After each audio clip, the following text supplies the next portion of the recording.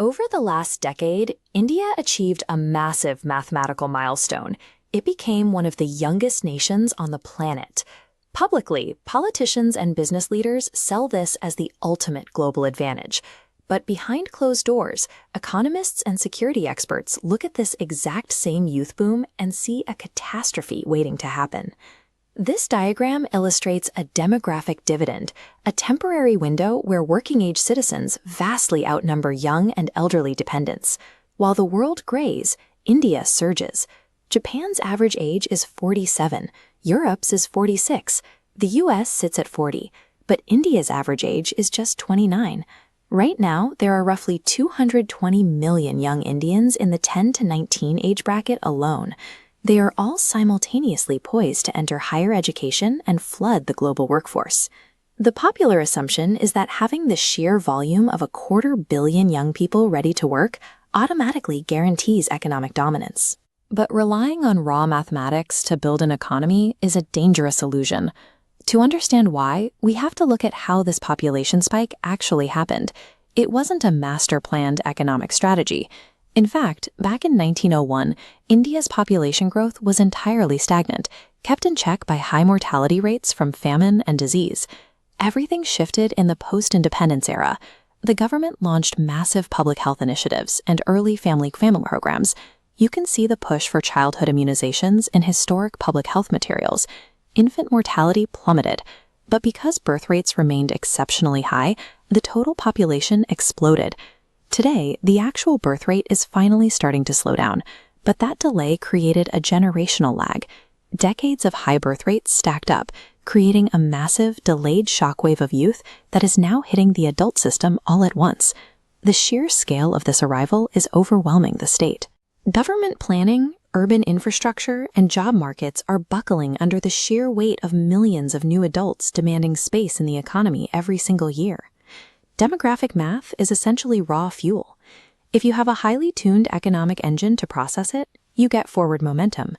If you dump that fuel onto a system with no engine, you just get an explosion.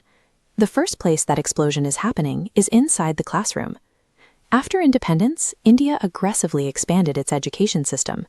They drove the national literacy rate from a dismal 16% up to 74%, and scaled from just 26 universities to over 650. They also built elite technical institutes.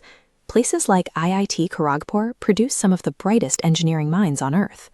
But these institutions are incredibly rare.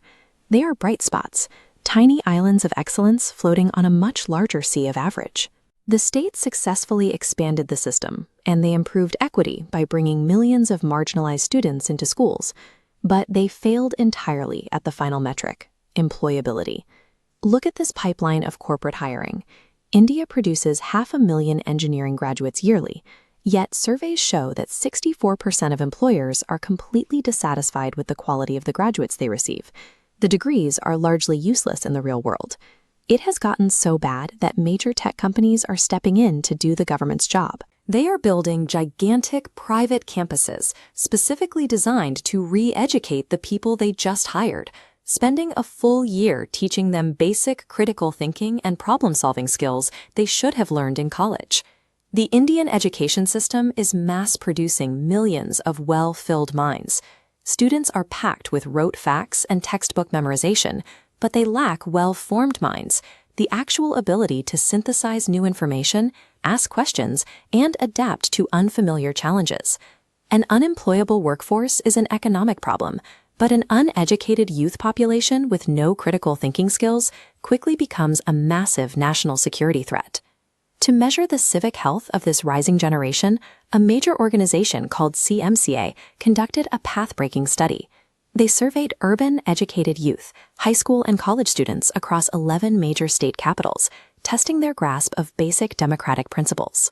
This visualization reveals a disturbing reality about educated youth. 66% prefer a dictatorship, and 53% favor military rule. The decay goes deeper. Nearly half accept bribery to avoid laws. Over half believe women should stay home, and many blame victims for gender violence. By prioritizing blind obedience and rote memorization over critical inquiry, The education system is mass-producing a generation primed for authoritarianism. We are already seeing the ground-level consequences of this failure.